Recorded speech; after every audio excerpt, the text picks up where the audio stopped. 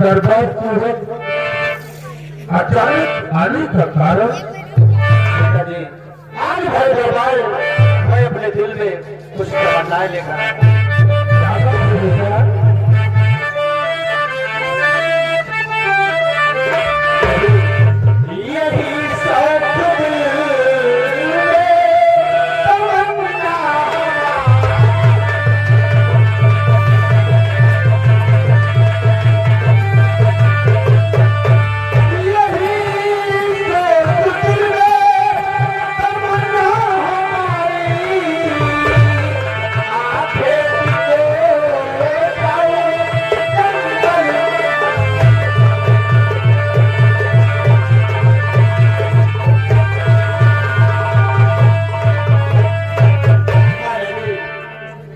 हमारे दिल में आंतरिक इच्छा है कि हम भी आवाज में ज्यादा शिकार खेले और डैडी आप क्या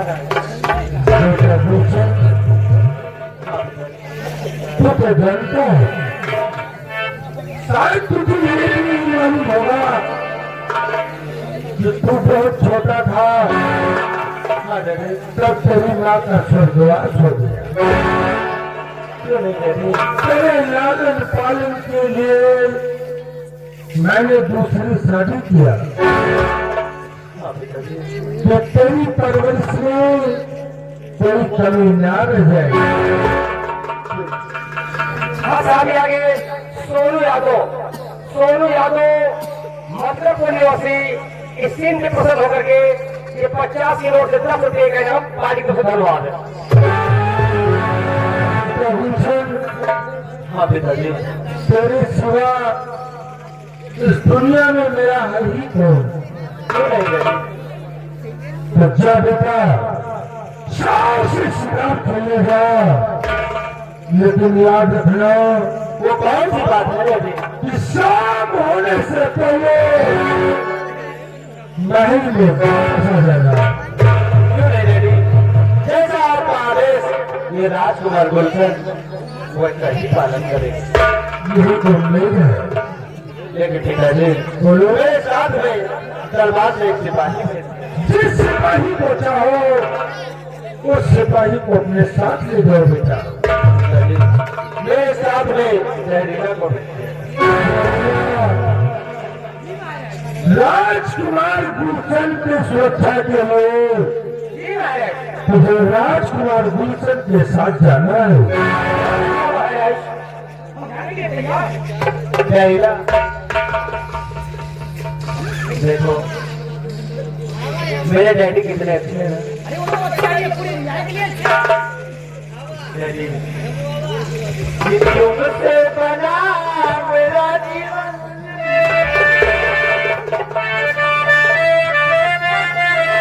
तुमसे बना मेरा जीवन सुंदर सपन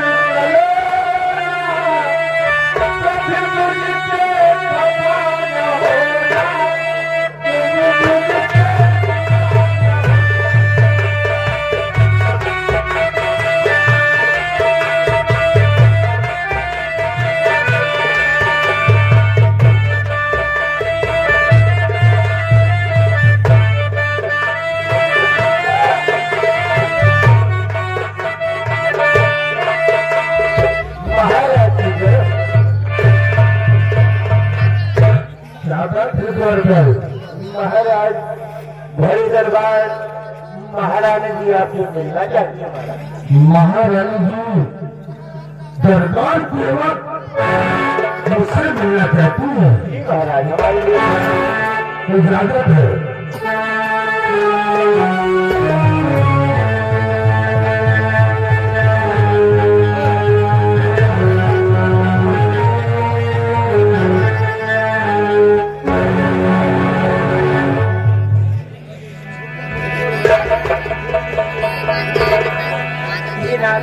यदि इजाजत हो तो आपकी चरणों की दासिया से कुछ कहना चाहते हैं। बोलो तुम्हें शारीरिक प्रेम क्या कहना चाहती हो?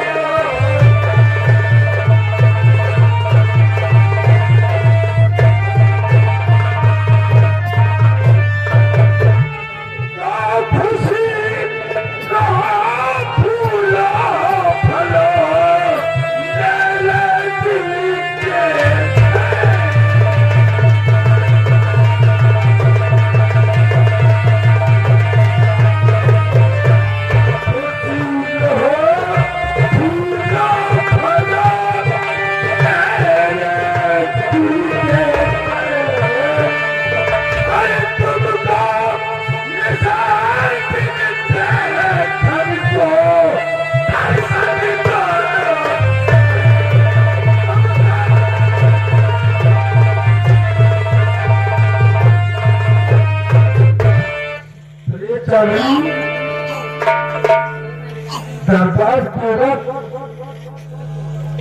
सज धज कर मुस्कुराते हुए आने का कारण ऐसी कोई बात नहीं है ना? कोई ना कोई बात तो है, क्योंकि औरतें अगर सज धज कर अपने पति के सामने मुस्कुराते हुए आ जाए तो पति को समझ लेना चाहिए कि कोई ना कोई कारण है। सच कहते हो ना, इस समय मेरे मुस्कुराने का कोई कारण है? अवश्य कारण होगा, क्योंकि मैं भली बात जानता हूँ कि बिना किसी कारण के औरतें मुस्कुराते हुए समझ कर पति के सामने नहीं जाती। सुनो, अरे कहो जो तुम्हारे मुस्कुराहट के पीछे छुपा हुआ राज है, अरे कहो कैसे दर पर आई हो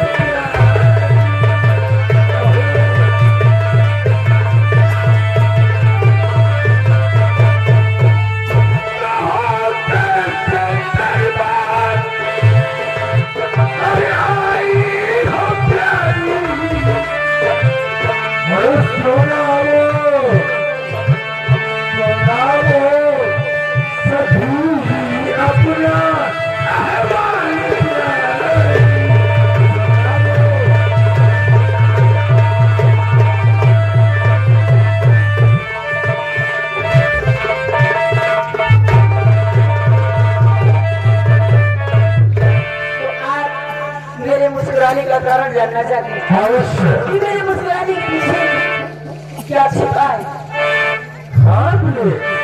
बात है तो मेरी बात ध्यान देकर सुनो।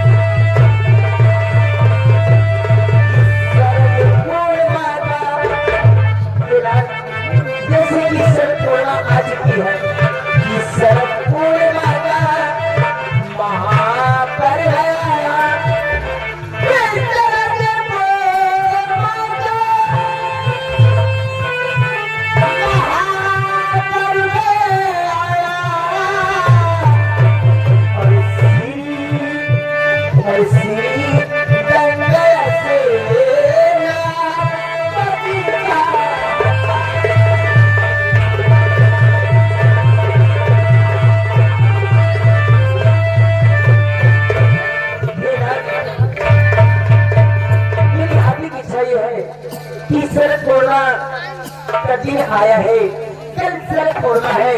मेरी हाथी की इच्छा ये है कि आज चलकर मुझे गंगा स्नान करा लाए, लेकिन गंगा स्नान यहाँ नहीं करना, मुझे महाकुंभ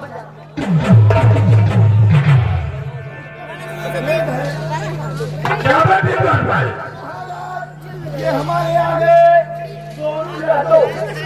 किसने वो आगे दोनों यादव का कहना है कि महारानी जी को जाने का आदेश कर दिया जाए। 20 रुपए कहना पार्टी का शुक्रिया धन्यवाद।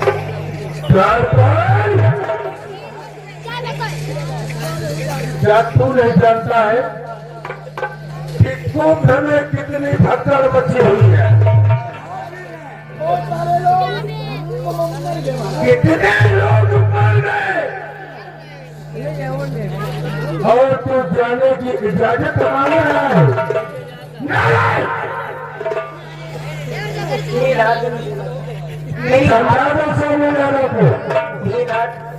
मेरी हाथी की इच्छा ये है कि आज चलकर मुझे महाकुंभ में स्नान करा।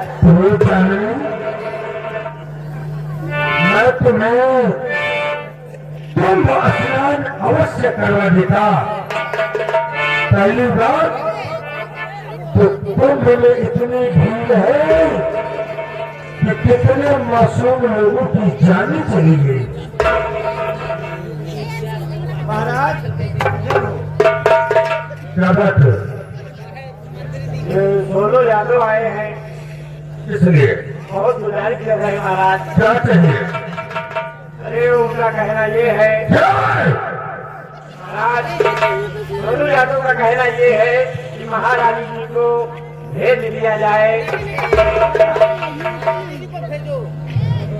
मंत्री जी को साथ में भेज दिया जाए। मैं इस रत्न सार का महाराज हूँ। मैं समझ में जो आएगा फैसला वो करूंगा।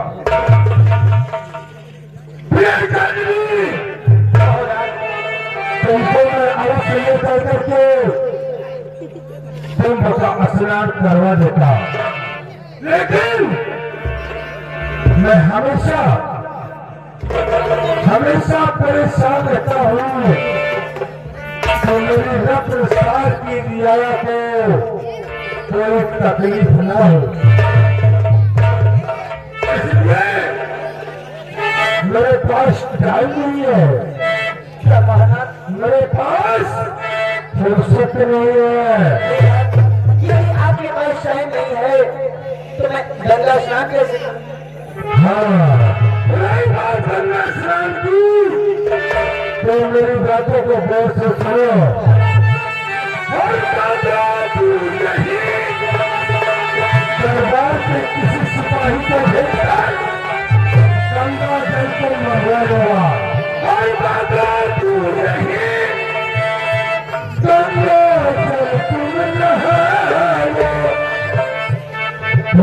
सामने किसी कहा है कि मन चंगा तो कठौती में गंगा माता तू नहीं गंगा जल कौन है न जाओ और न जाओ कभी मेरा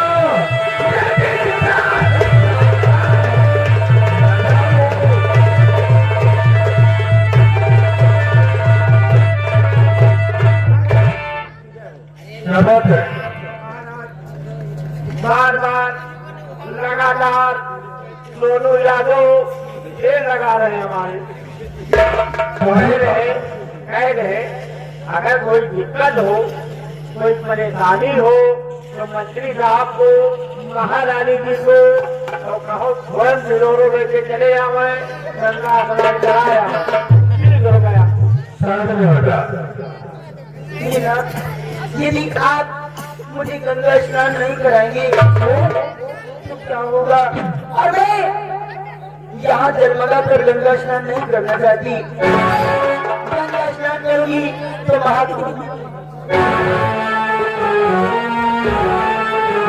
इतनी देर से तुम्हें समझा रहा हूँ, तुम्हारी समझ में नहीं आता है क्या? कुंभ में इतनी भीड़ है, कितने लोग वहाँ मर गए, फिर भी मैं कुंभ में स्नान करूंगी। आप खुद भी कहो, लेकिन आज मैं कुंभ स्नान करने जाऊंगी। जब तुझे कहीं नजर ना आए, निकल बात है और अपने कमरे में आराम कर। क्या कहा? मैं निकल जाऊं दरबार से? इतना बड़ा अपमान महाराज! तुम जाने के लिए क्या कर दिया आपने? अपमान भरे दरबार तुम समझ में नहीं आ रहा है महाराज। मैं कुछ भी हो जाए, मैं कुंभ स्नान करने जाऊंगी तो झूठी औरत।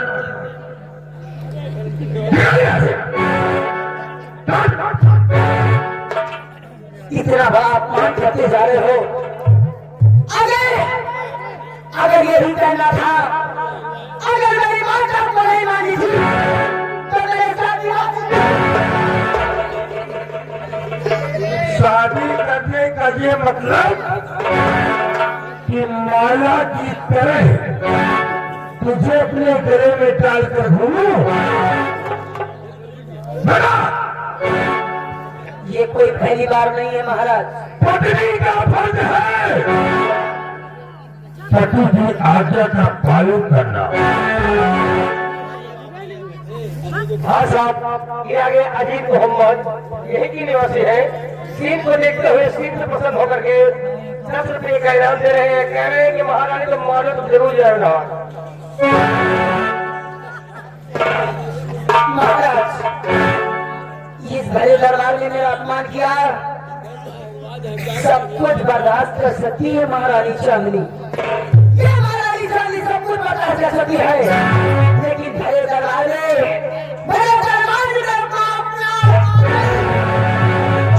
अपमान कैसे? आपने मेरा अपमान करके अच्छा नहीं किया। मैं चली जाऊंगी। मैं आपके दरबार अगर तुझे ये अपमान समझ में आता है तो अपमान ही समझ ले। चली जाऊंगी। आज आपकी चौरों की स्वागत खाने करती है महारानी। आज के बाद आपके राज दरबार कभी नहीं आएगी। मत आना। और ना तो आज के बाद कोई काम के लिए आपसे कहेगी। महाराज, ये महारानी चांदनी अपना अपमान नहीं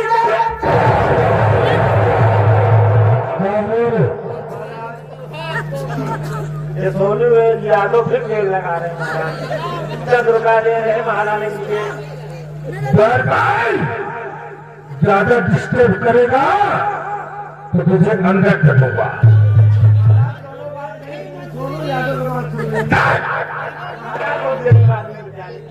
किसी परेशानी क्या फरियाद है? ये फरियाद है महारानी जी को छोड़ दिया जाए, दे दिया जाए। मेरी पत्नी है कि सोनू यादव की पत्नी है? नहीं कोई चाहेगी वो करूंगा। मेरा लड़का नहीं। जय हो। लेकिन ये अपमान महारानी जी नहीं बदल सकेगी। इस अपमान को याद रखना। ये अपमान महारानी बता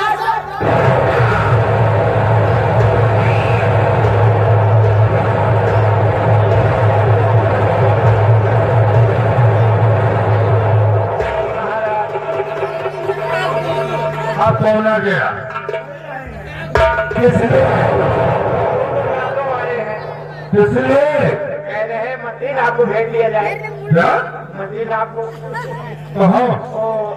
स्नान करवाने के लिए। मंत्री जी हमारे वफादार मुलाजिम है। तो आप चले जाए। ये लोग मिसाल को छोड़कर कहीं नहीं जा सकते।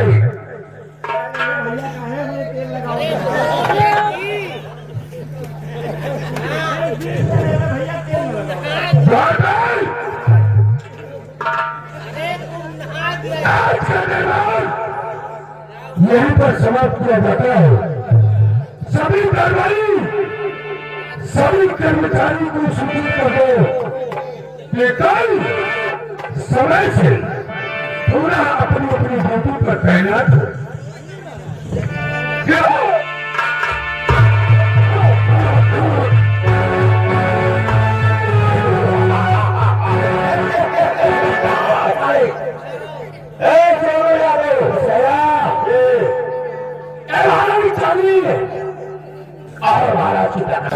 मोर्चा नीचे कर।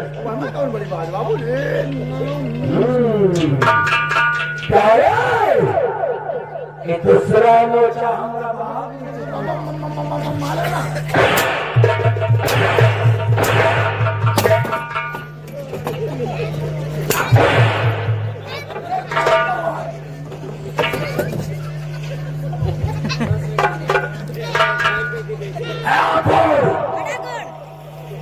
अगर हम ठाकुरों के सामने सारे नौकर को शायद बंधन रहेंगे तो हमारा अपमान होता है रे।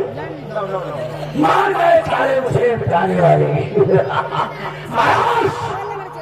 तूने मेरा अपमान किया, मैं तेरी जिंदगी से खेल जाऊंगा।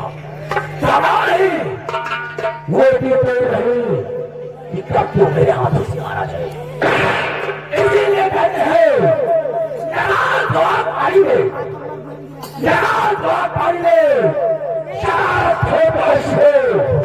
मिटा दो अपने दुश्मन को। बगावत और